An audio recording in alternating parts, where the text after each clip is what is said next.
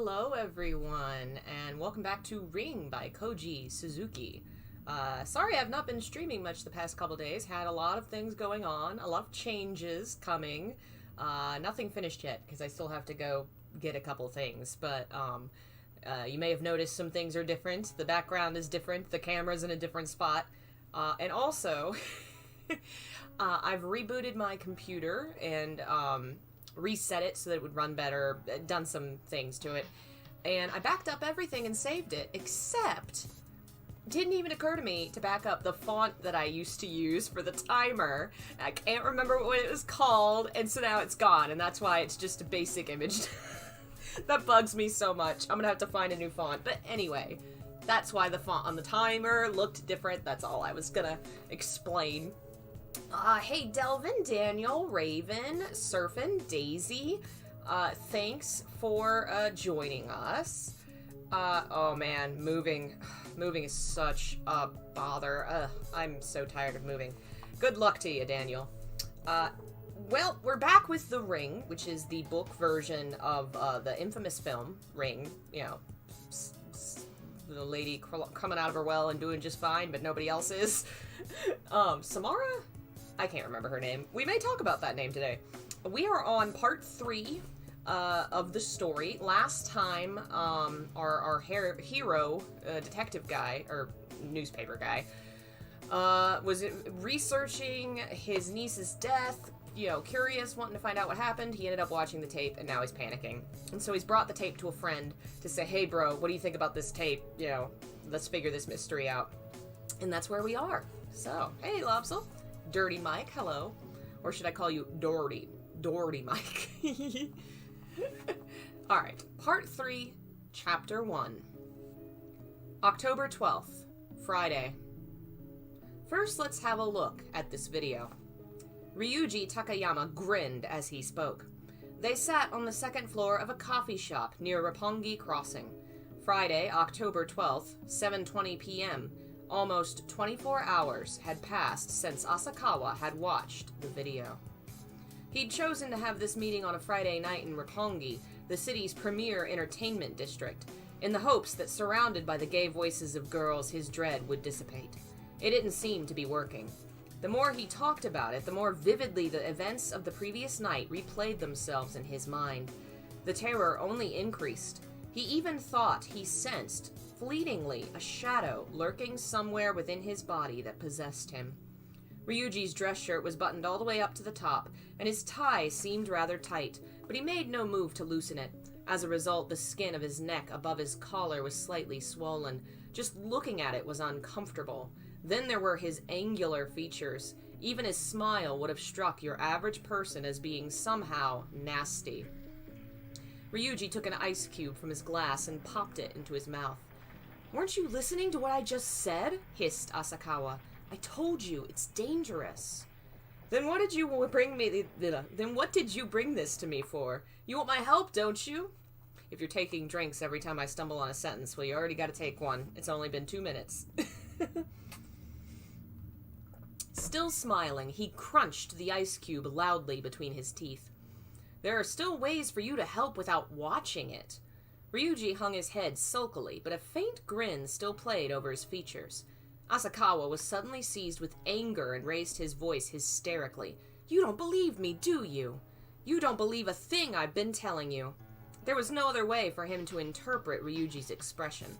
For Asakawa himself, watching the video had been like unsuspectingly opening a letter bomb. It was the first time in his life he'd experienced such terror. And it wasn't over. 6 more days.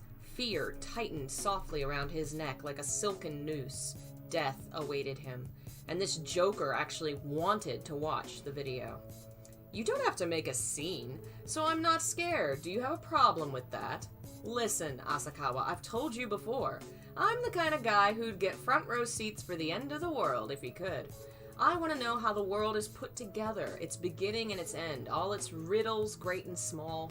If someone offered to explain them all to me, I'd gladly trade my life for the knowledge. You even immortalized me in print, I'm sure you'll recall." Of course Asakawa remembered it. That's exactly why he'd opened up to Ryuji and told him everything. It had been Asakawa who first dreamed up the feature. 2 years ago, when he was 30, he had begun to wonder what other young Japanese people his age were really thinking, what dreams they had in life. The idea was to pick out several 30-year-olds, people active in all walks of life, from an MITI bureaucrat and a Tokyo City councilman to a guy working for a top trading firm to regular average Joes, and summarize each one. From their sort of general data, every reader would want to know their more unique aspects. By doing this regularly in a carefully limited area of newsprint, he would try to analyze what it meant to be 30 in contemporary Japan.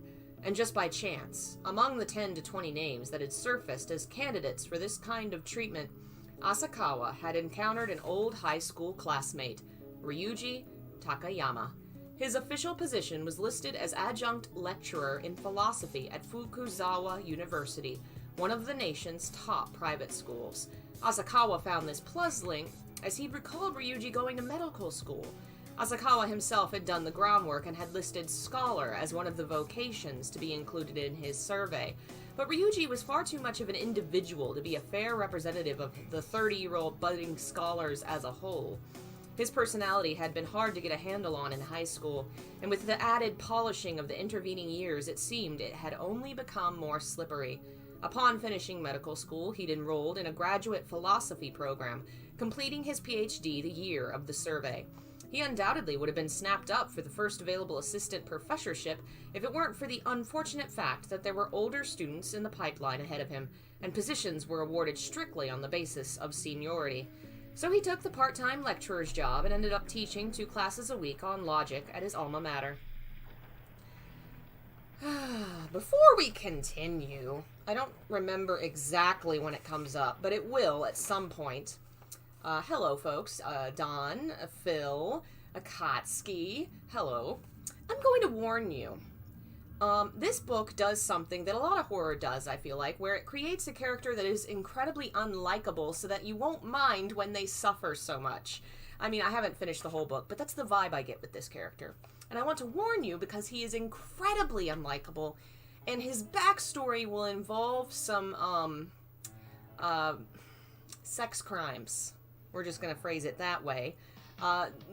Nothing too detailed, but I will give warnings when it comes up. I just wanted to brief everybody that there is some bad things in this man's past. He is not a good person, and hopefully he will be dragged into a ring into hell. Alright, where were we? These days, philosophy as a field of inquiry had drawn ever closer to science. No longer did it mean amusing oneself with silly questions such as how men should live. Specializing in philosophy meant basically doing math without the numbers.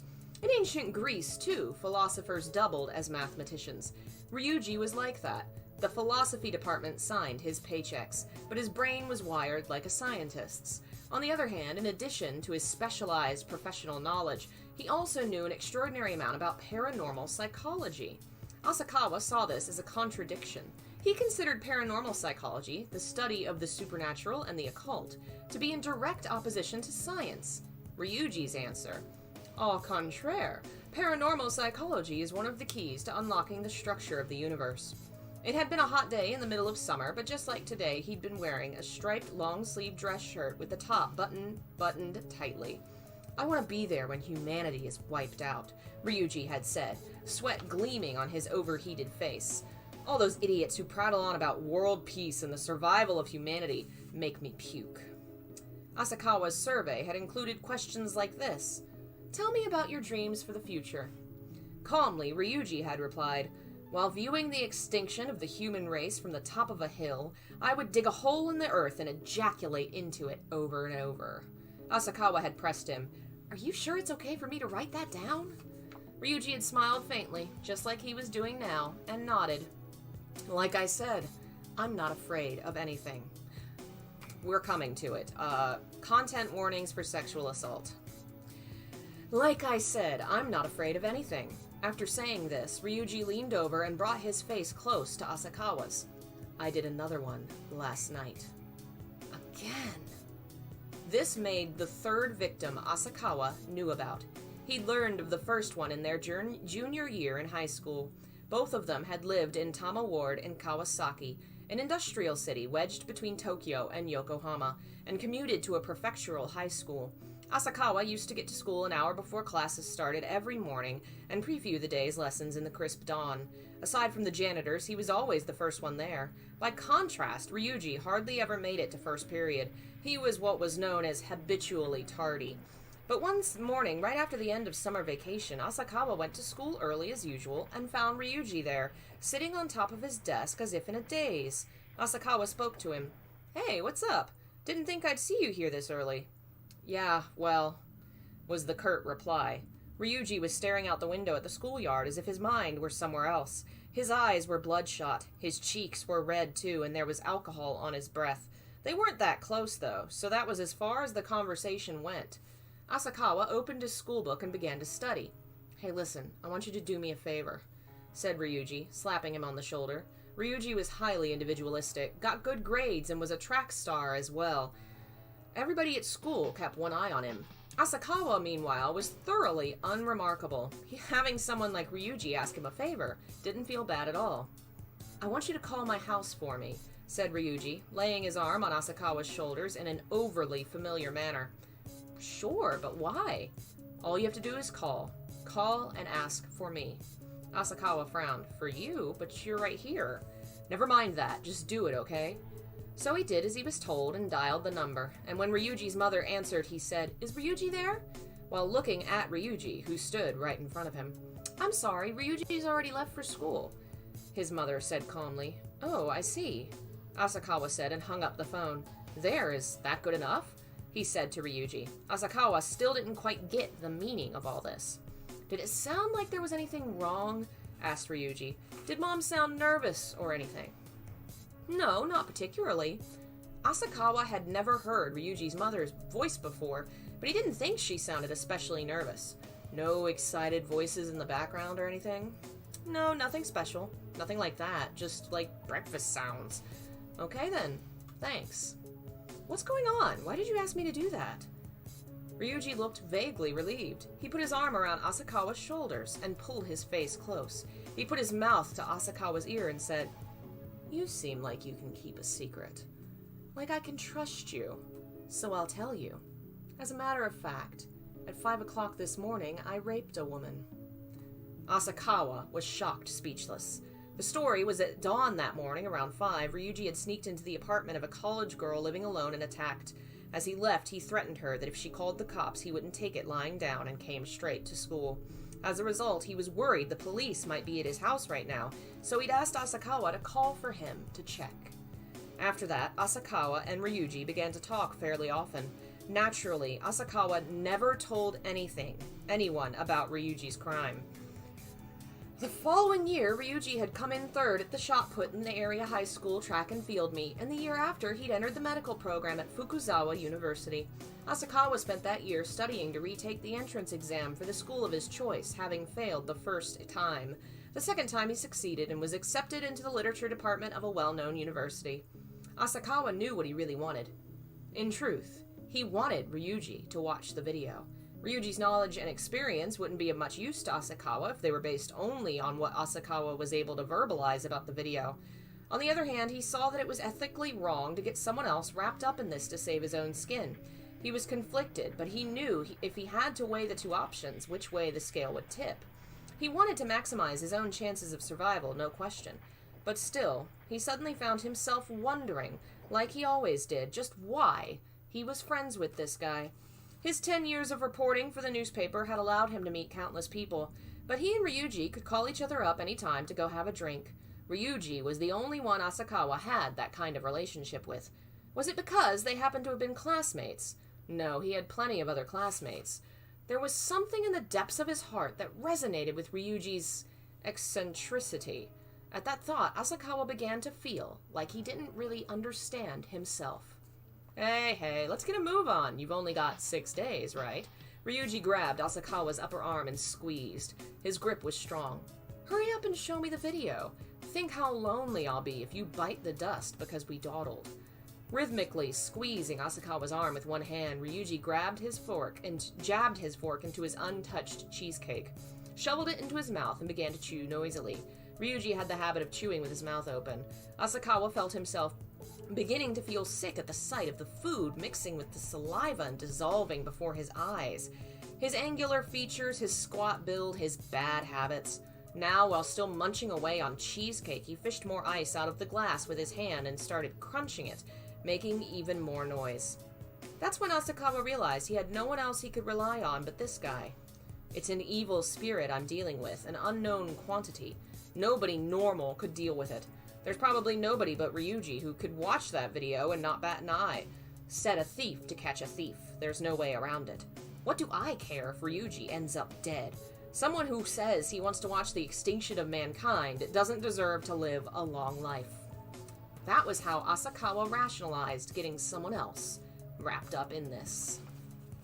What a nasty little turn to find out he has this friend that's, like that, you know. I don't think that it's mentioned too much more in the future, but basically it establishes that this is a very horrible person. A really self-centered person, a very violent person, and he's getting wrapped up in this situation. And it kind of adds this edge to the story where, you know, we're not really rooting for these guys, are we? You know, one seems to be a kind of half-assed husband who willingly befriends this guy that he knows is horrible and a criminal in a lot of bad ways. And the other guy, of course, is a criminal that doesn't care about people. And so are we rooting for them, really? I don't really think we are, but we want to understand the mystery. And so we are forced to ride along with these two people that we, you know, kind of like, oh no, why are we in the car with these guys? I don't know. I don't know that it's misogynistic exactly. I mean, obviously it's not going to be something that everyone enjoys because you don't always want to read that in your horror. Having read a lot of other old Japanese horror, I would say this is far more of a story about misogynistic people rather than a misogynistic story. Let's see, when did this come out originally? 1991 in Japan. Comparing it to like Hideyuki Kikuchi, whose works I love, but whose early works especially are just like all over the place with women. Whew. This is far more, I think it is done for a reason. It is done to really show us very early, because I think you can kind of, this is weird to say, but you can kind of hand wave murder sometimes. Like, it's a little easier to be like, oh, he murdered a dude, he's a murderer, fun! Whereas this kind of crime is not something that you empathize with in any way. It's just not, unless you're a total monster, in which case, yeah, we're kind of rooting for them to die. I feel like the hero is still in the middle. I think he starts to see this situation shows him he's done some stupid, fucked up things. He starts to really value his wife and child and not like this friend of his. But I haven't finished the entire book, so we'll see how it goes for him. If it goes anything like the movie, I feel like we're probably going to see Ryuji die, and dude is probably going to try and turn around his situation. We'll find out. And I can't speak on the whole series yet, as I've not read them all, so Raven of Roses may have a point. My feelings right now are I'm interested to see where it goes. But definitely very, very dark story. Chapter 2. Oh, hello, Cygnus. Welcome. The two men headed for Asakawa's place in a taxi. If the streets weren't crowded, it took less than 20 minutes to get from Roppongi to Kita Shinagawa. All they could see in the mirror was the driver's forehead. He maintained a resolute silence, one hand on the wheel, and didn't try to start up a conversation with his passengers. Come to think of it, this whole thing had started with a talkative cabbie. If he hadn't caught a taxi that time, he wouldn't have been caught up in this whole horrific mess. Asakawa thought as he recalled the events of a fortnight ago. He regretted not having bought a subway ticket and making all those transfers anyway, no matter how much of a pain in the neck they were. Can we make a copy of the video at your place? Asked Ryuji. Asakawa had 2 video decks because of his work. One was a machine he'd bought when they first started to catch on, and it wasn't functioning as well as it could, but it did at least make copies with no problem. Yeah, sure. Okay, in that case, I want you to make me a copy as soon as possible. I want to take my time and study it at my place. He's got the guts, thought Asakawa, and in his present state of mind, Asakawa found his words encouraging. They decided to get out of the cab at Gotenzan Hills and walk from there. It was 8:50. There was still the possibility his wife and kid would be awake at this hour. Shizu always gave Yoko a bath at a little before 9 and then put her to bed. What's the music in the background? Which one did I pick today? This is from Broken Notes. This one's called Color Eterio. Broken Notes is a group that does Silent Hill inspired music, which is probably why it sounds like Silent Hill to you. Once she went to sleep, nothing was going to get Shizu out of bed. In an effort to maximize time talking alone with her husband, Shizu used to leave messages on the table saying, "Wake me up." So when he got home from work, Asakawa would follow her instructions, thinking she really meant to get up and try and shake his wife awake. But she wouldn't wake up. He would try harder, but she would wave her hands around her head like she was shooing a fly, frowning and making annoyed sounds. She was half awake, but the will to go back to sleep was much stronger than Asakawa was, and he eventually had to cut his losses and retreat. Eventually, note or no, Asakawa stopped trying to wake her up, and then she stopped leaving notes. By now, 9 o'clock had become Shizu and Yoko's inviolate sleepy time. On a night like this, though, it was more convenient that way. Shizu hated Ryuji. I wonder why. Asakawa thought this was an eminently reasonable attitude, so he never even asked her why. "I'm begging you, don't bring him into our home anymore." Asakawa still remembered the repugnance on his wife's face when she said that, but most of all, he couldn't play this video in front of Shizu and Yoko. The house was dark and still, and the fragrance of hot bath water and soap wafted even into the entry hall. Evidently, Mommy and Baby had just now gone to bed, towels under their wet hair. Asakawa put his ear to the bedroom door to make sure they were asleep, and then showed Ryuji into the dining room. "So the baby's gone night-night?" Ryuji asked with an air of disappointment. "Shh," said Asakawa, putting a finger to his lips.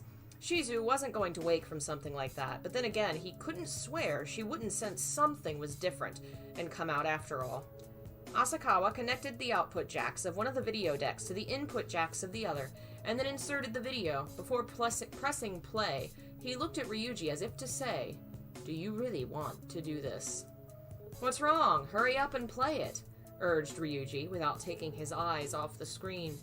Asakawa pressed the remote into Ryuji's hand and then stood up and went to the window. He didn't feel like seeing it again. Really, he should watch it over and over, analyzing it cool-headedly, but he couldn't seem to find the will to chase this thing any further. He just wanted to run away, nothing more. Asakawa went out onto the balcony and smoked a cigarette. He'd promised his wife when Yoko was born that he wouldn't smoke inside the apartment, and he'd never broken that promise. Although they'd been married for a full 3 years, he and his wife had a relatively good relationship. He couldn't go against his wife's wishes, not after she'd given him darling Yoko. See, I think it's starting to become more clear to him how much he values the two of them. He's thinking of them more rather than of his work. But it took an evil cursed videotape. Standing on the balcony, he peered into the room. Through the frosted glass, the image on the screen was flickering.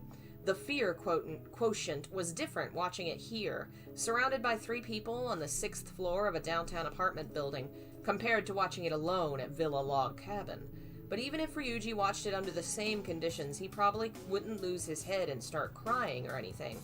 Asakawa was counting on him to laugh and fling abuse as he watched, even turning a menacing gaze toward what he saw on the screen.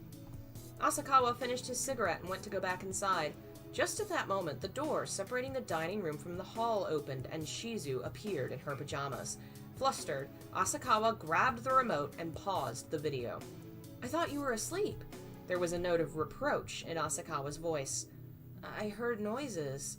As she said this, Shizu looked back and forth between the TV screen with its distorted images and staticky sound, and Ryuji and Asakawa. Her face clouded over with suspicion. "Go back to bed," said Asakawa in a tone of voice that allowed for no questions. "I think we ought to let the missus join us if she'd like to. It's quite interesting." Ryuji, still seated cross-legged on the floor, looked up. Asakawa wanted to yell at him, but instead of speaking, he balled all his thoughts up into his fists and slammed it down on the table. Startled by the sound, Shizu quickly put her hand on the doorknob, then narrowed her eyes and bowed ever so slightly and said to Ryuji, "Please make yourself at home." With that, she turned on her heel and disappeared back behind the door. 2 guys alone at night, turning videos on and off. Asakawa knew just what his wife was imagining. He didn't miss the look of disdain in her narrowed eyes, disdain not so much for Ryuji as for male instincts in general. Asakawa felt bad that he couldn't explain. Bye, Daniel. Thanks for joining us. Hopefully we'll see you later. Just as Asakawa had expected, Ryuji was still utterly calm after he'd finished watching. He hummed as he rewound the tape, then set about checking it point by point, alternately, I keep trying to read that word wrong, alternately fast-forwarding and pausing it. Well, it looks like yours truly is mixed up in it now. You've got 6 days left, I've got 7, said Ryuji happily, as if he'd been allowed to join in a game. So, what do you think? Said Asakawa. It's child's play. Huh? Didn't you used to do this sort of thing when you were a kid? Scare your friends by showing them a spooky picture or something and saying whoever looked at it would come to harm? Chain letters, that sort of thing? Of course, Asakawa had experienced that kind of thing too. The same sort of thing had come up in the ghost stories they'd told each other on summer nights. So what are you getting at? Nothing, I guess, just that's how it felt to me. Was there anything else you noticed? Tell me. Well, the images themselves aren't especially frightening. It seems like a combination of realistic images and abstract ones. If it wasn't for the fact that 4 people had died exactly as dictated in the video, we could just snort and pass it off as an oddity, right? Asakawa nodded. Knowing that the words on the video were no lie was what made the whole thing so troublesome. The first question is, why did those poor fools die? What's the reason? I can think of 2 possibilities. The last scene in the video is the statement, "He who watches is fated to die." And then immediately thereafter there was, well, for a lack of better word, let's call it a charm, a way to escape that fate. So the 4 erased the part that explained the charm, and because of that they were killed. Or perhaps they simply failed to make use of the charm, and that's why they were killed. I suppose even before that, though, we have to determine if it was really those 4 who erased the charm. It's possible the charm had already been erased when they watched the video. How are we going to determine that? We can't just ask them, you know. Asakawa got a beer from the refrigerator, poured a glassful, and set it in front of Ryuji. Just you watch. Ryuji replayed the end of the video, watching closely for the exact moment when the charm-erasing mosquito coil commercial ended. He paused the tape and began to advance it slowly, frame by frame. He'd go past it, rewind it, pause it, advance it again, frame by frame. Then finally, for just a split second, the screen showed a scene of 3 people sitting around a table. For just the briefest moment, the program, which had been interrupted by the commercial, was resuming. It was a late-night talk show broadcast, nightly at 11, on one of the national networks. The gray-haired gent was a best-selling author, and he was joined by a lovely young woman and a young man whom they recognized as a traditional storyteller from the Osaka region. Asakawa brought his face close to the screen. "I'm sure you recognize this show," said Ryuji. "It's the night show on NBS. That's right. The writer is the host, the girl is his foil, and the storyteller is today's guest. Therefore, if we know what day the storyteller was a guest on the show, we know whether or not the 4 kids erased the charm." I get it. The night show was on every weeknight at 11. If this particular episode turned out to have been broadcast on August 29th, then it had to have been those 4 who erased it, that night at Villa Log Cabin. NBS is affiliated with your publisher, isn't it? This ought to be an easy one. Gotcha. I'll look into it. Yes, please do. Our lives may depend on it. Let's make sure of everything, no matter what. Right, my brother-in-arms? Ryuji slapped Asakawa on the shoulder. They were both facing their deaths now. Brothers-in-arms. Aren't you scared? Scared? Au contraire, my friend. It's kind of exciting to have a deadline, isn't it? The penalty is death. Fantastic. It's no fun playing if you're not willing to bet your life on the outcome. For a while now, Ryuji had been acting pleased about the whole thing, but Asakawa had worried it was just bravado, a cover for the fear. Now that he peered into his friend's eyes, though, he couldn't find the smallest fragment of fear there. Next, we figure out who made the video, when, and to what end. You say Villa Log Cabin is only 6 months old, so we contact everybody who stayed in B4 and ferret out whoever brought in a videotape.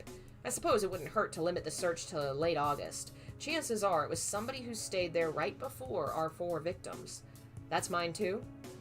Ryuji downed his beer in one swig and thought for a moment. Of course, we've got a deadline. Don't you have a buddy you can rely on? If so, get him to help. Well, there is one reporter who's got an interest in the case, but this is a matter of life and death. I can't just... Asakawa was thinking about Yoshino. Not to worry, not to worry. Get him involved. Show him the video. That'll light a fire under his ass. He'll be happy to help out, trust me. Not everybody's like you, you know. So tell him it's black market porn. Force him to watch it. Whatever. It was no use reasoning with Ryuji. He couldn't show it to anybody without figuring out the charm first. Asakawa felt he was in a logical cul-de-sac.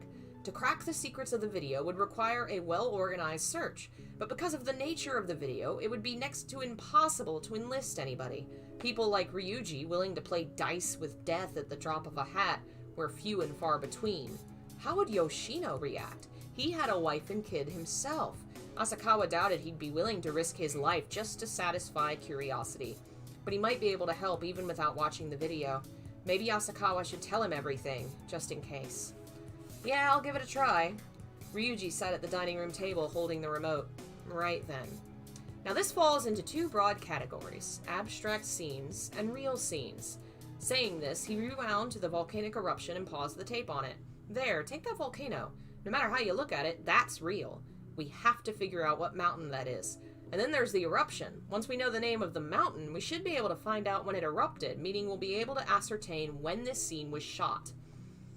Ryuji unpaused the tape again. The old woman came on and started saying God knew what. Several of the words sounded like some sort of regional dialect. What dialect is that? There's a specialist in my dialects at my university. I'll ask him about it. That'll give us some idea of where this old woman is from. Ryuji fast-forwarded to the scene near the end with the man with the distinctive features. Sweat poured down his face. He was panting while rocking his body rhythmically. Ryuji paused just before the part where his shoulder was gouged. It was the closest view of the man's face. It was quite a clear shot of his features, from the set of his eyes to the shape of his nose and ears. His hairline was receding, but he looked to be around 30. Do you recognize this man? Ryuji asked. Don't be stupid. Looks faintly sinister. If you think so, he must be pretty evil indeed. I'll defer to your opinion. As well you should. There aren't many faces that make that kind of impact. I wonder if we can locate him. You're a reporter. You must be a pro at this sort of thing. Don't be funny. You might be able to identify criminals or celebrities by their faces alone, but ordinary people can't be located that way. There are over 100 million people in Japan. So start with criminals. Or maybe porn actors. Instead of answering, Asakawa took out a memo pad. When he had a lot of things to do, he tended to make lists. Ryuji stopped the video. He helped himself to another beer from the refrigerator and poured some into each of their glasses. Let's drink a toast. Asakawa couldn't think of a single good reason to pick up his glass. I have a premonition, said Ryuji, his dirt-colored cheeks flushing slightly. There's a certain universal evil clinging to this incident. I can smell it. Ooh, yeah, we're going to be talking about sexual assault again. I can smell it. The impulse I felt when... I told you about it, right? The first woman I raped. I haven't forgotten. It's already been 15 years since then. I felt a strange premonition tickling my heart. I was 17. It was September of my junior year in high school. I studied math until 3 in the morning, then did an hour of German to give my brain some rest. I always did that. I found language study was perfect for loosening up tired brain cells. At 4, as always, I had a couple beers and went out for my daily walk. When I set out, there was already something unusual budding in my brain. Have you ever walked around a residential neighborhood late at night? It feels really good. The dogs are all asleep, just like your baby is now. I found myself in front of a certain apartment building. It was an elegant wood-frame 2-story affair, and I knew that inside it lived a certain well-groomed college girl I sometimes saw on the street. I didn't know which apartment was hers. I let my gaze roam over the windows of all 8 apartments in turn. At this point, I just looked. I didn't have anything definite in mind, just, you know. When my eyes came to rest on the southern end of the 2nd floor, I heard something crack open in the depths of my heart, and I felt like the darkness had set forth its shoots in my mind and was gradually growing larger. Once more, I looked at all the windows in turn. Once again, in the same place, the darkness began to whirlpool. And I knew the door wouldn't be locked. I don't know if she forgot or what. Guided by the darkness that was living in my heart, I climbed the apartment stairs and stood in front of that door. The nameplate was in Roman letters in Western order, given name first. Yukari Makita. I grasped the doorknob firmly with my right hand. I held on to it for a while, and then forcefully turned it to the left. It wouldn't turn. What the hell, I thought, and then suddenly there was a click, and the door opened. Are you with me? She hadn't forgotten to lock it at all. It unlocked itself at that very moment. Some energy was being exerted on it. Here, Ryuji interrupted the story. He seemed to be replaying the events agilely in the back of his mind, staring down distant memories with a mixture of tenderness and cruelty. Asakawa had never seen Ryuji look so conflicted. 2 days later, on my way home from school, I passed in front of that apartment building. A 2-ton truck was parked in front of it, and guys were hauling furniture and stuff out of the building. The person moving was Yukari. Sorry about that, Phil. It's definitely a very dark scene. Have a good one. I'm sure her dad didn't know the real reason his daughter was moving so suddenly, and so she disappeared from my life. I don't know if she moved back in, or got another apartment somewhere and kept going to the same college, but she just couldn't live in that apartment a second longer. Poor thing. She must have been awfully scared. Can't wait until this guy is murdered. Can't wait until he's pulled down a well. I think that might be the last time he really talks about it. Again, I haven't finished the book, so I don't know, but I will continue to warn when that comes up. Asakawa found it hard to breathe as he listened. He felt disgusted, even to be sitting here drinking beer with this man. Don't you feel the least bit guilty? I'm used to it. Try slamming your fist into a brick wall every day. Eventually, you won't even feel the pain anymore. Is that why you go on doing it? Asakawa made a silent vow never to bring this man into his home again. At any rate, to keep him away from his wife and daughter. Don't worry, I'd never do anything like that to your babykins. Asakawa had been seen through. Flustered, he changed the subject. You said you had a premonition. What was it? You know, just a bad feeling. Only some fantastically evil energy could come up with such an involved bit of mischief. Ryuji got to his feet. Even standing, he wasn't much taller than Asakawa when sitting down. He wasn't even 5'3", but he had broad, sculpted shoulders. It wasn't hard to believe he'd medaled in shot put in high school.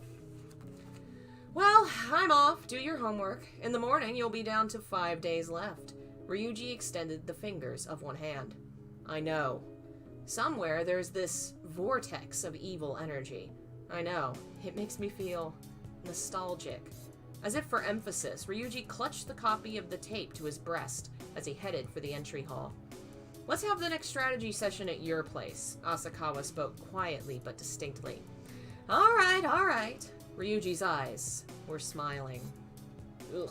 This person's very good at writing an incredibly slimy character. Ugh. And you can feel the disgust just coming off the page. The morning Ryuji left, Asakawa looked at the wall clock in the dining room. A wedding gift from a friend. Its butterfly-shaped red pendulum was swinging. 11:21. How many times had he checked the clock today? He was becoming obsessed with the passage of time. Just like Ryuji said, in the morning, he'd only have 5 days left. He wasn't at all sure if he'd be able to unlock the riddle of the erased part of the tape in time. He felt like a cancer patient facing an operation with a success rate of almost nil. There was debate over whether cancer patients should be told they had cancer or not. Until now, Asakawa had always thought they deserved to be allowed to know. But if this was how it would feel, then he preferred not knowing. There were some people who, when facing death, would burn brightly with what life they had left. Asakawa couldn't manage that feat. He was still all right for the moment. But as the clock chipped away at his remaining days, hours, minutes, he wasn't confident he'd be able to keep his wits about him. He felt like he understood now why he was attracted to Ryuji even while being disgusted by him. Ryuji had a psychological strength he could not match. Asakawa lived his life tentatively, always worried about what people around him thought. Ryuji, meanwhile, kept a god or a devil chained up inside him that allowed him to live with complete freedom and abandon. The only time Asakawa felt his desire to live chased away his fear was when he thought of how his wife and daughter would feel after his death. Now he suddenly worried about them, and softly opened the bedroom door to check on them. Their faces in sleep were soft and unsuspecting. He had no time to shrink in terror. He decided to call Yoshino and explain the situation and ask for his help. If he put off until tomorrow what he could do today, he was bound to regret it. Yeah, it's a very well done book. It it really takes you into the tension and the disgust and the feelings that the narrator is feeling, and makes you feel them very viscerally. I was really like, oh my god, this guy is awful, and just, it's really lovely. And you can see how this is making him reevaluate his whole life, who he's friends with, how much he values his work, his family. He's changing from this experience, and I'm curious to see where he ends up. Chapter 3, October 13th, Saturday. Asakawa had thought of taking the week off work, but decided using the company's information system to the full would give him a better chance of clearing up the mysteries of the videotape than holing up in his apartment, pointlessly cowering. As a result, he went into work even though it was a Saturday. Went into work, but he knew full well he wouldn't get any actual work done. He figured the best policy would be to confess everything to his editor, and then ask he be temporarily taken off his assignments. Nothing would help more than enlisting his editor's cooperation. The problem was whether or not Oguri would believe his story. He'd probably bring up the previous incident yet again and snort. Even though he had the video as proof, if Oguri started out by denying everything, he'd have all sorts of other arguments arrayed to support his view. He'd skewer all sorts of things his way to convince himself he was right. Still, it would be interesting, Asakawa thought. He brought the videotape in the briefcase just in case. How would Oguri react if he showed it to him? More to the point, though, would he even give it a glance? Last night, he'd stayed up late explaining the whole sequence of events to Yoshino, and he believed. And then, as if to prove it, he'd said he absolutely didn't want to see the video. Please don't show it to him. In exchange, he'd try to cooperate however he could. Of course, in Yoshino's case, there was a firm foundation for that belief. When Haruko Tsuji and Takahiko Nomi's corpses had been discovered in a car by a prefectural road in Ashina, Yoshino had rushed to the scene and felt the atmosphere there, the stifling atmosphere that the investigators convinced that only something monstrous could have done this, but kept them from saying so. If Yoshino hadn't actually been there himself, he probably wouldn't have accepted Asakawa's story quite so easily. In any case, what Asakawa had on his hands was a bomb. If he flashed it in front of Oguri's eyes threateningly, it ought to have some effect. Asakawa was tempted to use it out of curiosity, if for nothing else. Oguri's customary mocking smile had been wiped from his face. Both elbows were planted on his desk, and his eyes moved restlessly as he went over Asakawa's story once again with a fine-toothed comb.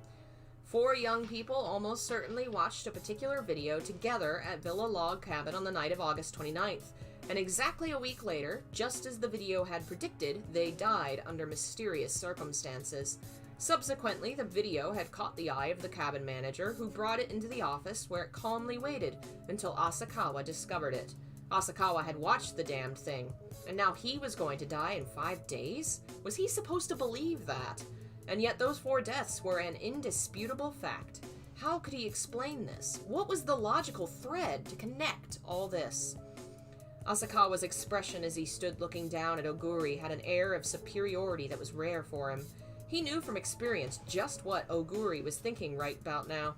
Asakawa waited until he thought Oguri's thought process would have reached a dead end, and then he extracted the videotape from his briefcase. He did it with an exaggerated dignity, theatrically, as if laying down a royal flush. Would you like to take a look at it? You're quite welcome to. Asakawa indicated with his eyes the TV by the sofa under the window, flashing a composed, provocative smile. He could hear Oguri swallow loudly. Oguri didn't even glance in the direction of the window. His eyes were fixed on the jet-black videotape that had been placed on his desk. He was honestly trying to decide what to do. Aw, thank you for the support, Delvin. If you want to watch it, you could just press play. It's that easy. Come on, you can do it. Just laugh like you always do and say how stupid it is and shove it in the video deck. Do it. Give it a shot.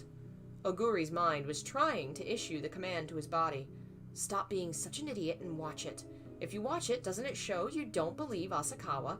Which means, right, think about it now, it means if you refuse to watch it, you must believe the cock and bull story, so watch it already. You believe in modern science, don't you? You're not a kid afraid of ghosts. In fact, Oguri was 99% sure he didn't believe Asakawa. But still, way back in a corner of his mind, there was that what if. What if it were true? Maybe there were some niches in this world that modern science couldn't reach yet, and as long as there was that risk, no matter how hard his mind worked, his body was going to refuse. So Oguri sat in his chair and didn't move. He couldn't move. It didn't matter what his mind understood. His body wasn't listening to his mind. As long as there was the possibility of danger, his body would keep loyally activating his instincts for self-preservation. Oguri raised his head and said in a parched voice, "So what is it you want from me?" Asakawa knew he'd won. "I'd like you to relieve me of my assignments. I want to make a thorough investigation of this video. Please. I think you realize my life is on the line here." Oguri shut his eyes tightly. "Are you going to get an article out of it?" "Well, regardless of how I may appear to you, I'm still a reporter. I'll write down my findings so everything isn't buried with Ryuji Takayama and myself. Of course, whether or not you print them is something I'll leave to you." Oguri gave 2 decisive nods. "Well, it can't hurt. I guess I'll have a cub take your feature interview." Asakawa bowed slightly. He went to return the video to his briefcase, but couldn't resist the temptation to have a little more fun. He proffered the tape to Oguri once again, saying, "You believe me, don't you?" Oguri gave a long sigh and shook his head. It wasn't that he believed or disbelieved. He just felt a tinge of uneasiness. Yeah, that was it. "I feel the same way," were Asakawa's parting words. Oguri watched him walk out and told himself that if Asakawa was still alive after October 18th, he'd watch that video with his own eyes. But even then, maybe his body wouldn't let him. The what if didn't feel like it was ever going to go away. "Hello? You still chilling back here?"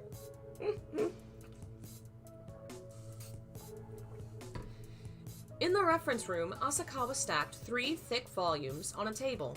Volcanoes of Japan, Volcanic Archipelago, and Active Volcanoes of the World. Figuring the volcano in the video was probably in Japan, he started with Volcanoes of Japan. He looked at the color photos at the beginning of the book.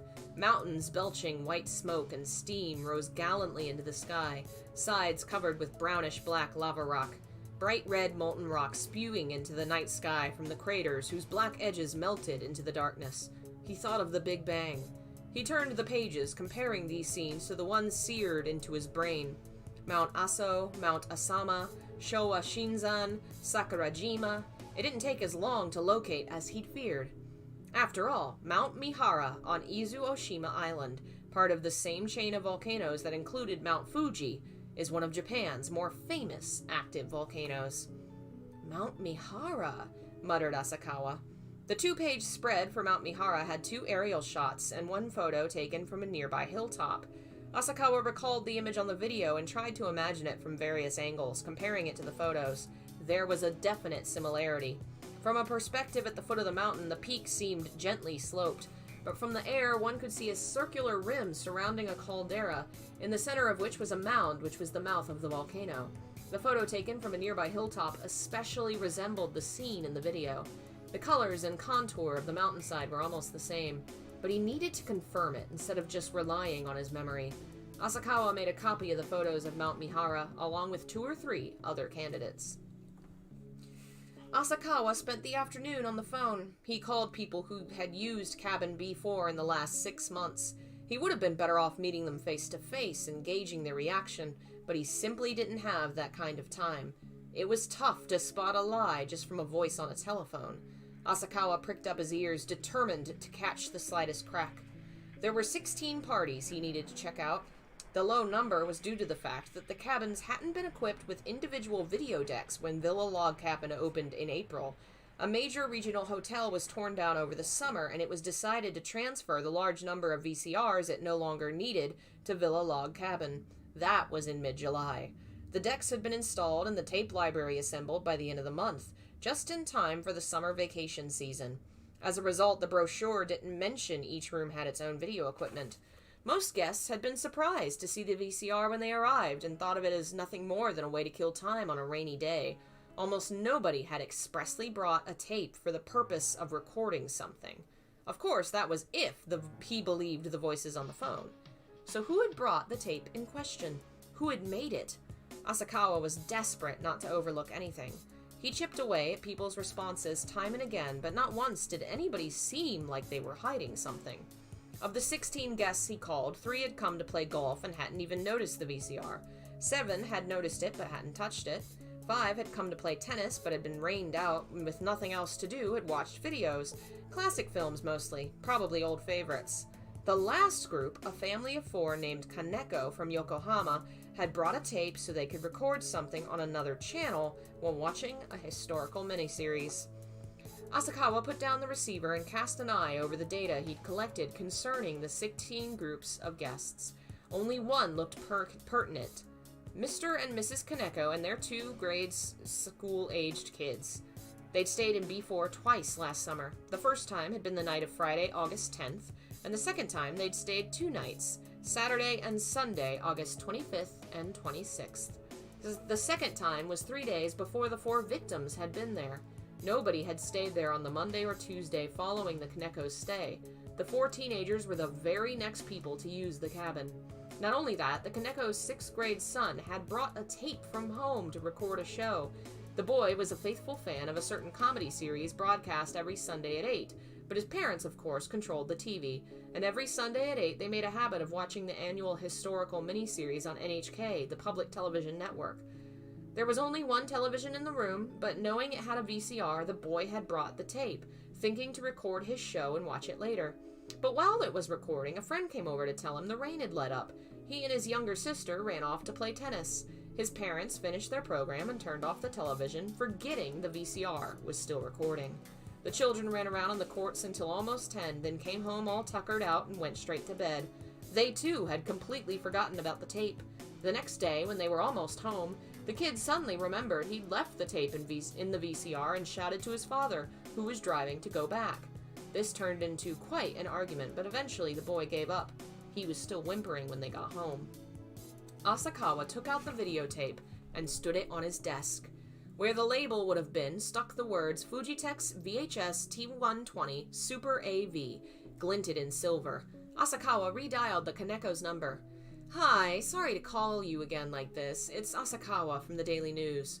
There was a pause, then the same voice he'd spoken to before. "Yes?" It was Mrs. Kaneko. "You mentioned your son left behind a videotape. Do you happen to know what brand it was?" "Well, now, let me see," she replied, trying not to laugh. He heard noises in the background. "My son's just got home. I'll ask him." Asakawa waited. There was no way the kid would remember. He says he doesn't know, but we only use cheap brands, the kind you buy in packs of 3. He wasn't surprised. Who really paid attention to what kind of tape they used every time they wanted to record something? Then Asakawa had an idea. Hold on, where's the case for this tape? Videotapes are always sold in cardboard cases. Nobody just throws them away. At least Asakawa himself had never thrown away a cape case, neither for an audio cassette or a videotape. "Does your family store your videotapes in their cases?" "Yes, of course." "I'm very sorry, but could you please check to see if you have an empty case lying around?" "Huh?" she asked vacantly. Even if she understood his question, she couldn't guess what he was getting at, and it made her slow on the uptake. Please, someone's life may depend on it. Housewives were susceptible to the matter of life and death ploy. Whenever he needed to save time and get one moving, he found that phrase had the right impact. This time he wasn't lying. "Just a moment, please." Just as he's expected, the voice changed. There was quite a long pause after she set down the receiver. If the case had been left at Villa Log Cabin along with the tape, it must have been thrown away by the manager. But if not, there was a good chance the Kaneko still had it. The voice returned. "An empty case, right?" "That's right. I found 2. Alright, now the manufacturer's name and the type of tape should be printed on the case. Let's see, one says Panavision T120, the other is a Fujitex VHS T120 Super AV. The exact same name as on the videotape he held in his hands. Since Fujitex sold countless numbers of these tapes, this was hardly definitive proof, but at least he'd taken a step forward. That much was certain. This demon tape had originally been brought there by a 6th grade boy. It was probably safe to conclude. Asakawa thanked the woman politely and hung up the phone. Starting at 8 o'clock on the night of Sunday, August 26th, the video deck in cabin B4 is left recording. The Kaneko family forgets the tape and goes home. Then come the 4 young people in question. It's raining that day, too. Thinking to watch a movie, they go to use the video deck, only to find a tape already inside. Innocently, they watch it. They see incomprehensible, eerie things. Then the threat at the end. Cursing the evil weather, they think up a cruel bit of mischief, erasing the section that tells how to escape certain death. They leave the video there to frighten the next guests. Of course, they hadn't believed what they'd seen. If they had, they wouldn't have been able to carry out their prank. He wondered if they remembered the tape at the moments of their deaths. Maybe there hadn't been any time for that before the angel of death carried them off. Asakawa shivered. It wasn't just them. Unless he could find a way to avoid dying in 5 days, he'd end up just like them. Then he'd know exactly how they felt when they died. But if a boy had been recording a TV show, where had the images come from? All along, Asakawa had thought that someone had shot them with a video camera and brought the tape there. But the tape had been set to record from the television, meaning somehow these incredible scenes had infiltrated the airwaves. He would never have dreamt it. The airwaves had been hijacked. Asakawa recalled what had happened last year at election time, when after NHK had signed off for the night, an illicit broadcast had appeared on the same channel, slandering one of the candidates. The airwaves had been hijacked. That was the only thing that fit. He was faced with the possibility that on the evening of August 26th, these images had been riding the airwaves in the South Hakone region, and this tape had picked them up purely by chance. And if that was true, then there must be a record of it. Asakawa realized he needed to contact the local bureau and find out some facts. I find that so fascinating, since I feel like the movie, at least from what I remember, I've seen the American one ages ago, saw the Japanese one earlier this year. I felt like there was this feeling that this was kind of an urban legend that had been going on for quite some time, but the way the book writes it, it just started. The tape was just created, and these are the first 4 victims. Kind of interesting.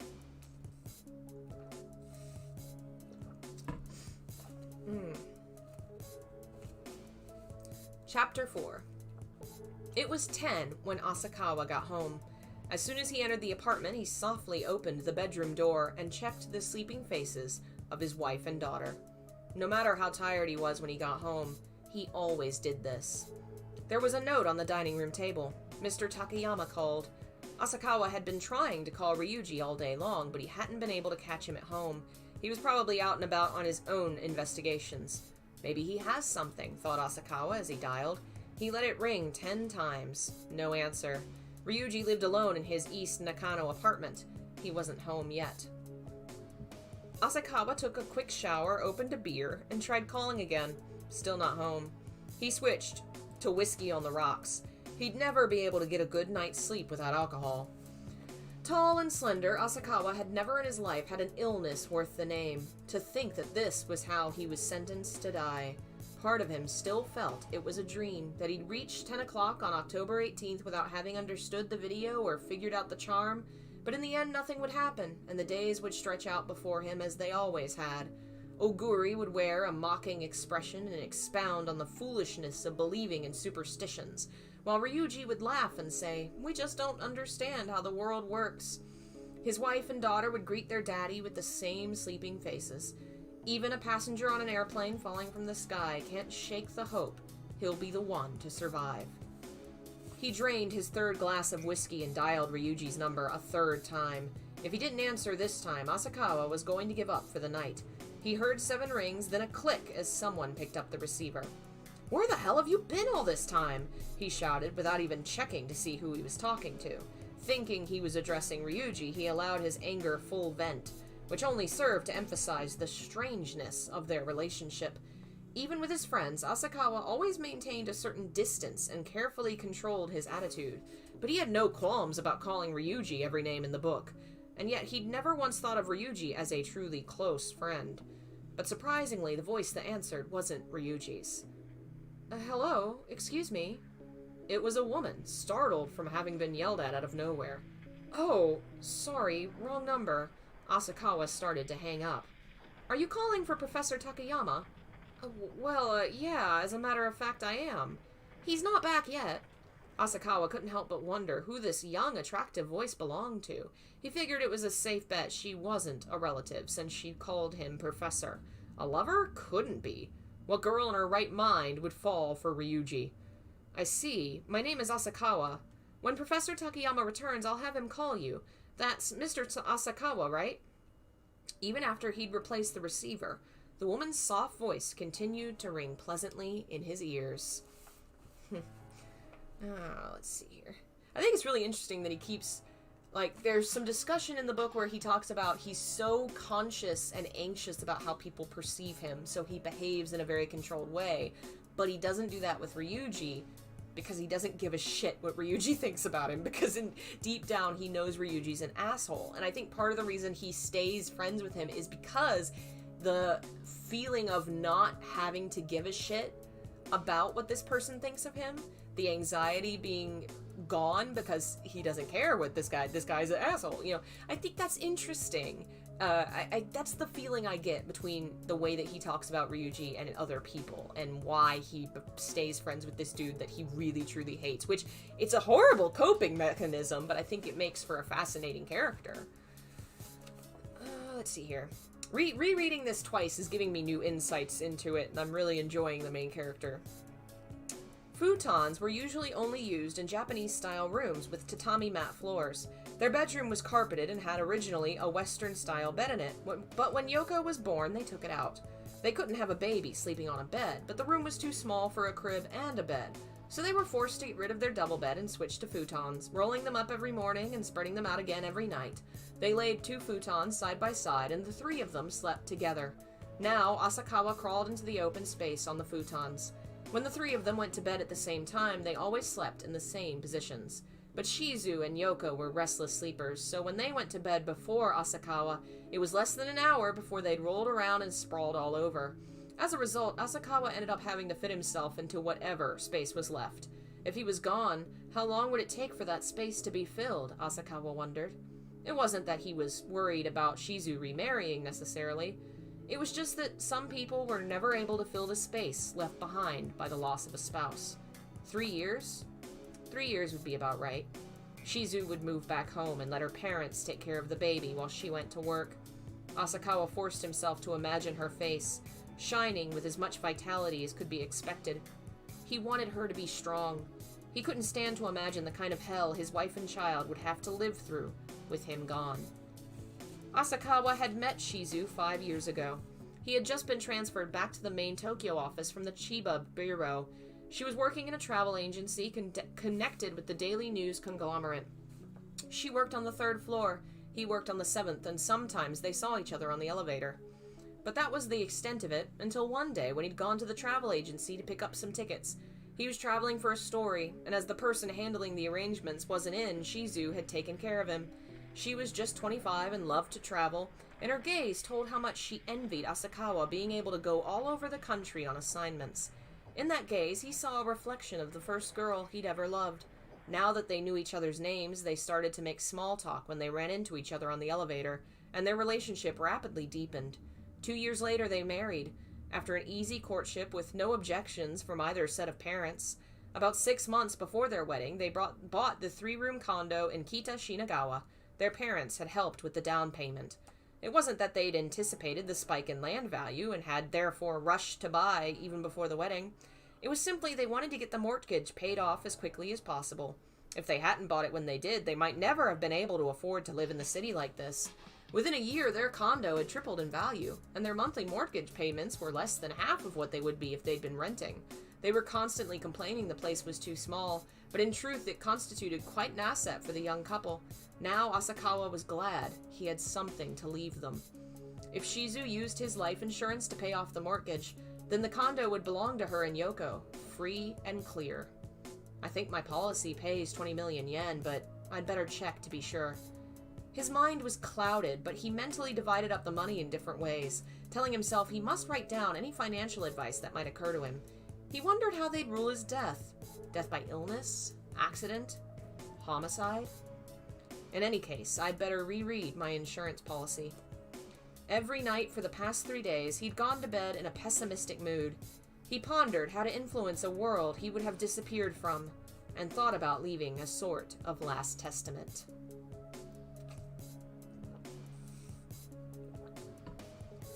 The next morning, Sunday, Asakawa dialed Ryuji's number as soon as he woke up. "Yeah," answered Ryuji, sounding for all the world like he'd just woken up. Asakawa immediately remembered his frustration of the night before and barked into the receiver. "Where were you last night?" "Huh? Oh, Asakawa. You were supposed to call, weren't you?" "Oh yeah, I was drunk. College girls these days sure can drink. Sure can do other stuff too, if you know what I mean. Woo-wee! I'm exhausted." Asakawa was momentarily at a loss. It was like the past 3 days were just a dream. He felt foolish for having taken everything so seriously. "Well, I'm on my way over. Wait for me," said Asakawa, hanging up the phone. To get to Ryuji's place, Asakawa rode the train to East Nakano and then walked for 10 minutes in the direction of Kami-Ochiai. As he walked, Asakawa reflected hopefully that even though Ryuji had been out drinking the night before, he was still Ryuji. Surely he'd found something. Maybe he'd solved the riddle and he'd gone out drinking and carousing to celebrate. The closer he drew to Ryuji's apartment, the more upbeat he became, and he began to walk faster. Asakawa's emotions were wearing him out, bouncing back and forth between fear and hope, pessimism and optimism. Ryuji opened the door in his pajamas. Unkempt and unshaven, he'd obviously just gotten out of bed. Asakawa couldn't take his shoes off fast enough. He was still in the entryway when he asked, "Have you learned anything?"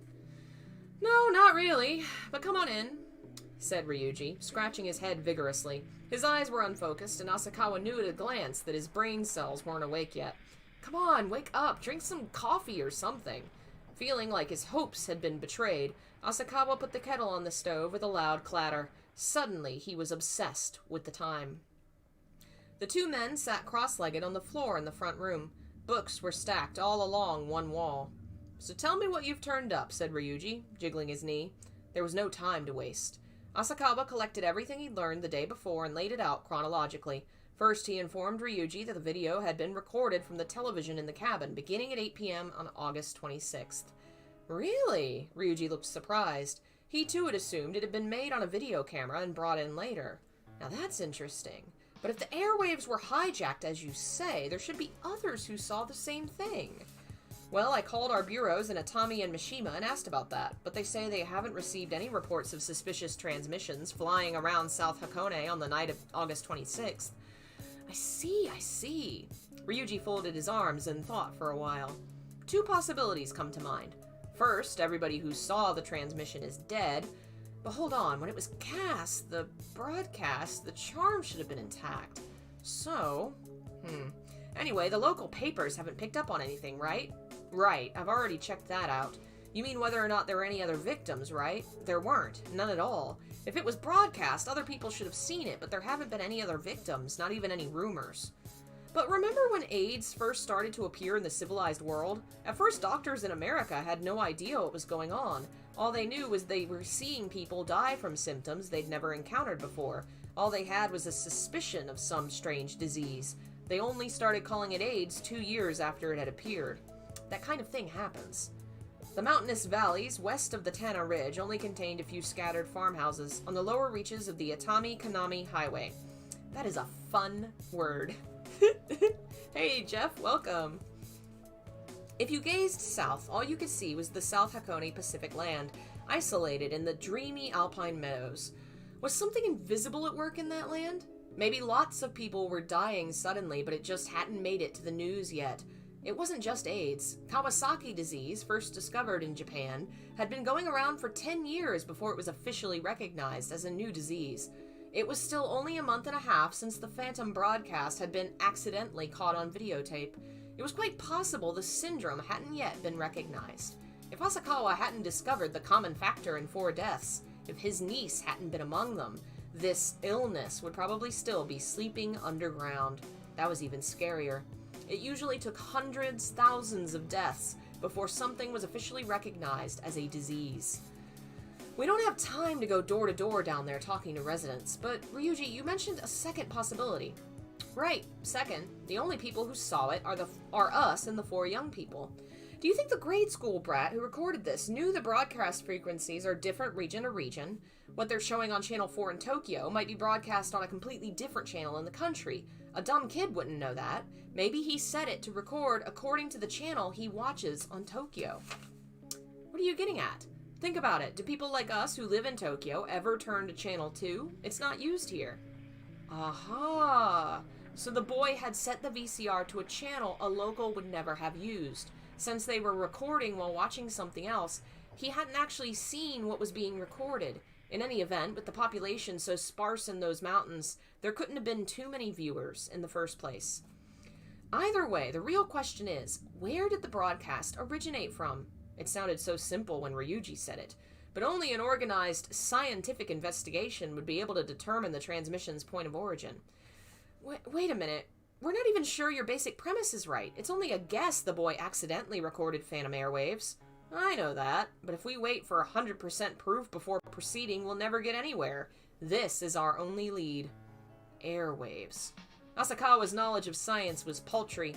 He didn't even really know what airwaves were. He'd have to start his investigation there. There was nothing to do but check it out. The broadcast's point of origin. That meant he'd have to go back there. And after today, there were only 4 days left. The next question was, who had erased the charm? If they allowed that the tape had been recorded on site, it couldn't have been anybody but the 4 victims. Asakawa had checked with the TV network and found out the young storyteller, Shinraku Sanyute, had been a guest on the night show. They'd been right. The answer that came back was August 29th. It was almost certain the 4 young people had erased the charm. Asakawa took several photocopies from his briefcase. They were photographs of Mount Mihara on Izu Oshima Island.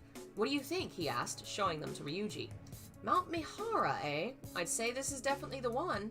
How can you be sure?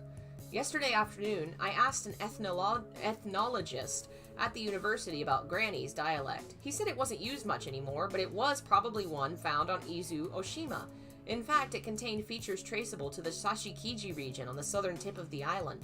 He's pretty cautious, so he wouldn't swear that was it.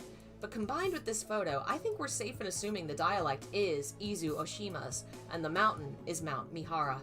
By the way, did you do any research into Mount Mihara's eruptions? Of course.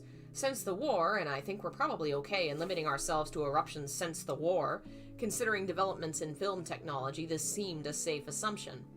Right. Now are you with me? Since the war, Mount Mihara has erupted 4 times. The first was in 1950-1951. The second was in 57, the third in 74. The fourth time I'm sure we both remember well, the autumn of 1986. The 57 eruption produced a new crater. 1 person died and 53 were injured. Considering when video cameras came out, I'm guessing we're looking at the 86 eruption, but I don't think we can be sure yet. At this point, Ryuji seemed to remember something and started rummaging around in his bag. He pulled out a slip of paper. Oh yeah, evidently this is what she's saying. The gentleman kindly translated it into standard Japanese for me. Asakawa looked at the scrap of paper, on which was written, "How has your health been since then? If you spend all your time playing in water, monsters are bound to get you. Understand? Be careful of strangers. Next year, you're going to give birth to a child. You listen to Granny now, because you're just a girl. There's no need to worry about local people." Asakawa read through it twice, carefully, and then looked up. What is this? What does it mean? How should I know? That's why you're gonna have to find out. We've only got 4 days left. Asakawa had too many things to do. He didn't know where to start. His nerves were on edge and he'd begun to lash out. Look, I've only got 1 more day to spare than you. You're the point man on this. Act like it. Give it your all. Suddenly, misgivings began to well up in Asakawa's heart.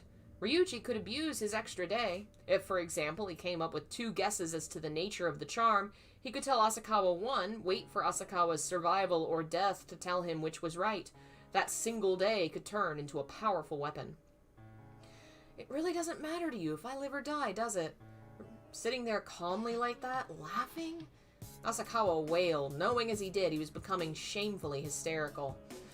You're talking like a woman now. If you've got time to bitch and whine, you ought to use your head a bit more. Ah, yes, my favorite, hopefully soon-to-be-dead character. Asakawa glared at him resentfully. I mean, how would you prefer I put it? You're my best friend. I don't want you to die. I'm doing my best. I want you to do your best, too.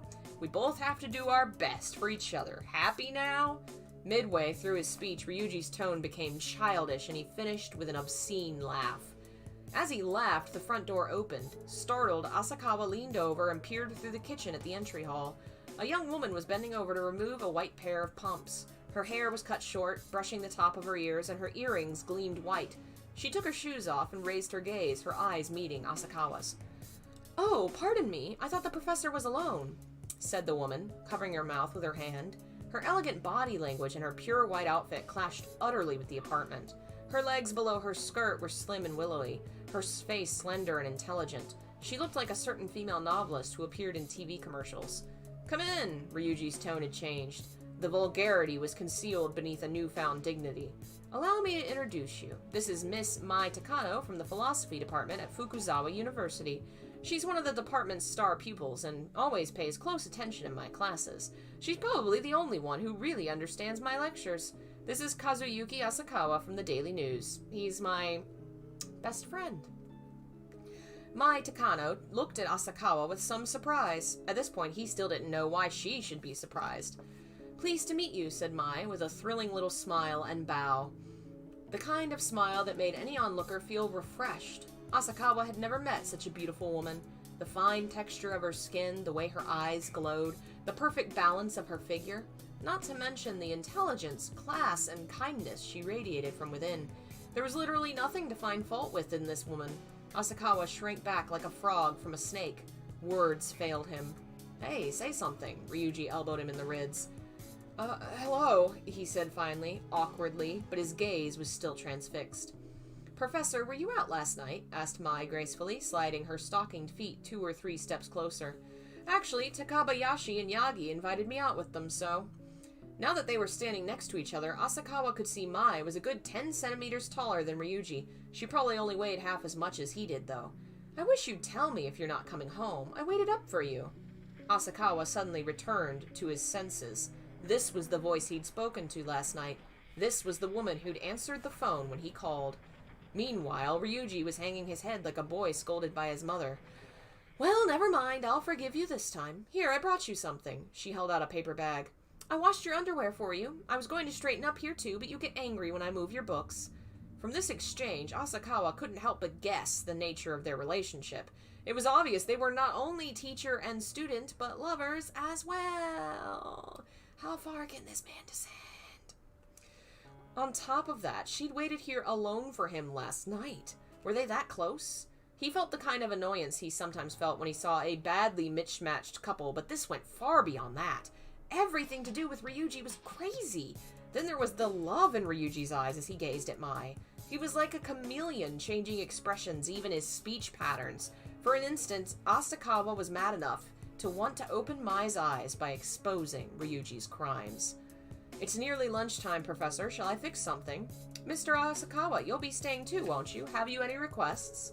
Asakawa looked at Ryuji, uncertain how to respond. "Don't be shy. Mai's quite the chef." "I'll leave it up to you," Asakawa finally managed to say. Mai immediately left for a nearby market to buy the ingredients for lunch. Even after she'd gone, Asakawa stared dreamily toward the door. "Man, you look like a deer caught in the headlights of a car," said Ryuji with an amused leer. "Oh, sorry. Look, we don't have time for you to space out like this." Ryuji slapped Asakawa lightly on the cheek. "We have things to talk about while she's gone." "You haven't shown Mai the video." "What do you think I am?" "Okay then, let's get through it. I'll go after we eat." "Right. Now the first thing you have to find is the antenna." "The antenna?" "You know, the spot where the broadcast originated." He couldn't afford to relax then. On the way home, he'd have to stop by the library and read up on airwaves. Part of him wanted to rush down to South Hakone now, but he knew it would be quicker in the long run to do some background reading first, to get an idea of what he was looking for. The more he knew about the characteristics of airwaves and about how to track down pirate broadcasts, the more options he'd be able to give himself. There was a mountain of things to be done, but now Asakawa felt distracted, his thoughts somewhere else. He couldn't get her face, her body out of his mind. Why was Mai with a guy like Ryuji? He felt both puzzled and angry. "Hey, are you listening to me?" Ryuji's voice brought Asakawa down to the earth. "There was a scene in the video with a baby boy, remember?" "Yeah." He chased Mai's image from his mind momentarily and recalled the vision of the newborn, covered in slippery amniotic fluid. But the transition didn't go well. He ended up imagining Maya naked. Oh, God. Oh, good job, buddy. When I saw that scene, I got a strange sensation in my own hands, almost as if I were holding that boy myself. Sensation. Holding someone. In the arms of his imagination, he was holding first Mai and then the baby boy, in blinding succession. Then finally he had it. The feeling he'd had watching the video, of holding the infant and then throwing both hands up in the air. Ryuji had felt the same exact sensation. This had to be significant. I felt it too. I definitely felt something wet and slippery. You too, huh? So what does it mean? Ryuji got down on all fours, bringing his face up close to the television screen as he replayed that scene. It lasted about 2 minutes, the baby boy giving his birth cry all the while. They could see a pair of graceful hands beneath the child's head and bottom. Wait a minute, what's this? Ryuji paused the video and began to advance it a frame at a time. Just for a second, the screen went dark. Watching it at normal speed, it was so brief as to be hardly noticeable. But watching it over and over, frame by frame, it was possible to pick out moments of total darkness. There it is again, cried Ryuji. For a time, he arched his back like a cat and stared at the screen intently, and he moved his head back and forth, his eyes darting around the room. He was thinking furiously. Asakawa could tell by the movements of his eyes, but he had no idea what Ryuji was thinking. In all, the screen went dark 33 times during the course of the 2-minute scenes. So what? Are you telling me you've been able to figure out something just from this? It's just a glitch in the film. The video camera was defective. Ryuji ignored Asakawa's comment and began to search through other scenes. They heard footsteps on the outside stairs. Ryuji hurriedly pushed the stop button. Finally, the front door opened and Mai appeared, saying, "I'm back." The room was once again wrapped in her fragrance. It was Sunday afternoon and families with children were playing on the lawn in the front of the city library. Some fathers were playing catch with their boys. Others were lying on the grass letting their kids play. It was a beautiful, clear Sunday afternoon in mid-October, and the world seemed blanketed in peace. Faced with the scene, Asakawa suddenly wanted nothing more than to rush home. He'd spent some time on the 4th floor in the natural sciences section, boning up on airwaves, and now he was just staring out the window, looking at nothing in particular. All day he'd found himself drifting off like this. All sorts of thoughts would come to him without rhyme or reason. He couldn't concentrate. Probably it was because he was impatient. He stood up. He wanted to see the faces of his wife and child now. He was overcome with the thought. Now! He didn't have much time left. Time to play with his daughter on the lawn like that. The screaming you're hearing is my niece. She is downstairs yelling about something. Let's see how much longer we got. Okay. Asakawa got home just before 5. Shizu was making dinner. He could read her bad mood as he stood behind her and watched her slice vegetables. He knew the reason, too, all too well. He finally had a day off, but he'd left her early that morning, saying only, "I'm going to Ryuji's place." If he didn't look after Yoko once in a while, at least when he had a day off, Shizu tended to feel swamped by the stresses of raising a child. And to top it off, he'd been with Ryuji. That was the problem. He could have lied to her, but then she wouldn't have been able to contact him in an emergency. "There was a call from a realtor," said Shizu, not missing a beat with the knife. Yeah, Raven. Don't talk about it yet. There was a call from a realtor, said Shizu, not missing a beat with the knife. What about? He asked if we were thinking about selling. Asakawa had sat Yoko on his knee and was reading her a picture book. She most likely didn't understand, but they were hoping that if they exposed her to a lot of words now, maybe they'd accumulate in her head and come flowing out like a burst dam when she got to be 2 or so. Did he make a good offer? Ever since land prices had begun to skyrocket, realtors had been trying to get them to sell. 70 million yen? That was less than before. Still, it was enough to leave quite a bit for Shizu and Yoko, even after they paid off the mortgage. So what did you tell him? Wiping her hands on a towel, Shizu finally turned around. I told him my husband wasn't home. That's how it always went. My husband's not at home, she'd say, or I'd have to talk it over with my husband first. Shizu never decided anything on her own. He was afraid she'd have to start soon. What do you think? Maybe it's about time we considered it. We'd have enough to buy a house in the suburbs with a yard. The realtor said so, too. It was the family's modest dream, to sell the condo they were living in now and build a big house in the suburbs. Without capital, a dream was all it would ever be. But they did have this one powerful asset, a condo in the heart of the city, that had the means to make that dream come true, and every time they spoke of it now was with excitement. It was right there. All they had to do was reach out their hands. And then, we could have another baby, too. It was perfectly clear to Asakawa just what Shizu was seeing in her mind's eye. A spacious suburban residence with a separate study room for each of their 2 or 3 kids, and a living room large enough she didn't need to be embarrassed no matter how many guests dropped in. Yoko on his knee started to act up. She'd noticed her daddy's eyes had strayed from the picture book, that his attention was focused on something beside herself, and she was registering her objections. Asakawa looked at the picture book once again. Long, long ago, Marshy Land was called Marshy Beach, because the reed-thick marshes stretched all the way down to the seashore. As he read aloud, Asakawa felt tears well up in his eyes. He wanted to make his wife's dream come true. He really did. But he only had 4 days left. Would his wife be able to cope when he died of unknown causes? She didn't yet know how fragile her dream was, how soon it would come crashing down. I really love that the moment that this becomes something that's dangerous to him, every time he thinks about it, yeah, there's the dread of losing his own life, but most of his thoughts are, what is my wife going to do? What is my child going to do? Like, he's so concerned about them, which is such a switch from the early part of the book where he barely even thinks about them. Like, it's clear that he's finally waking up to what matters. Now, better late than never. By 9 p.m., Shizu and Yoko were asleep as usual. Asakawa was preoccupied by the last thing Ryuji had brought up. Why did he keep replaying the scene with the baby and the old woman's words, next year you're gonna have a child? Was there a connection between the baby boy and the child the woman mentioned? And what about the moments of total blackness? 30-odd times they occurred at varying intervals. Asakawa thought he'd watch the video again to try and confirm this. Ryuji'd been looking for something specific, no matter how capricious it had seemed at the time. Ryuji had great powers of logic, of course, but he also had a finely tuned sense of intuition.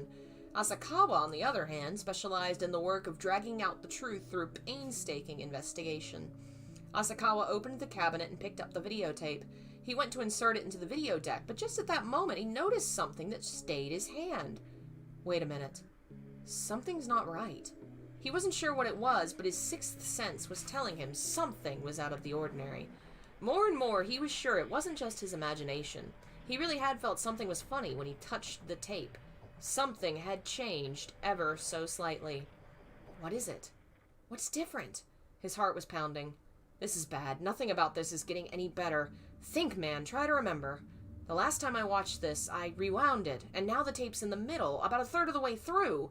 That's right where the images end, and it hasn't been rewound. Somebody watched it while I was away. Asakawa ran to the bedroom. Shizu and Yoko were asleep, all tangled up together. Asakawa rolled his wife over and shook her by her shoulder. Wake up, Shizu! Wake up! He kept his voice low, trying not to waken Yoko. Shizu twisted her face into a scowl and tried to squirm away. I said wake up! His voice sounded different from usual. What's wrong? We have to talk. Come on. Asakawa dragged his wife out of bed and pulled her into the dining room. He held the tape out to her. Did you watch this? Taken aback by the ferocity of his tone, Shizu could only look back and forth from the tape to her husband's face. Finally, she said, Was I not supposed to? What are you so mad about, she thought. Here it is Sunday, and you're off somewhere, and I'm bored. And there was that tape you and Ryuji were whispering over, so I pulled it out. But it wasn't even interesting. Probably just something the boys in the office cooked up anyway. Shizu remained silent, only talking back in her mind. There's no call for you to get so upset over it. For the first time in his married life, Asakawa felt a desire to hit his wife. You idiot! But somehow he managed to resist the urge and just stood there, fist clenched. Calm down and think. It's your fault. You shouldn't have left it where she could see it. Shizu never even opened mail addressed to him. He'd figured it was safe leaving the tape in the cabinet. Why didn't I hide it? After all, she came in the room when Ryuji and I were watching it. Of course she'd be curious. I was wrong not to hide it. I'm sorry, Shizu mumbled discontentedly. When did you watch it? Asakawa's voice shook. This morning. Really? Shizu had no way of knowing how important it was to know exactly when she watched it. She just nodded curtly. What time? Why do you ask? Just tell me! Asakawa's hands started moving again. Around 10:30 maybe? It was right after Masked Rider ended. Masked Rider? That was a children's show. Yoko was the only one in the family who'd have any interest in that. Asakawa fought desperately to keep from collapsing. This is very important, so listen to me. While you were watching this video, where was Yoko? Shizu looked like she was about to burst into tears. On my lap. Yoko too? You're saying both of you watched the video? She was just watching the screen flicker. She didn't understand it. Shut up, that doesn't matter. This was no longer just a matter of destroying his wife's dreams of a house in the suburbs. The entire family was threatened now. They could all perish. They'd all die an utterly meaningless death. As she observed her husband's anger, fear, and despair, Shizu began to realize the seriousness of the situation. Hey, that was just a joke, right? She recalled the words at the end of the video. At the time, she'd dismissed them as a tasteless prank. They couldn't be real.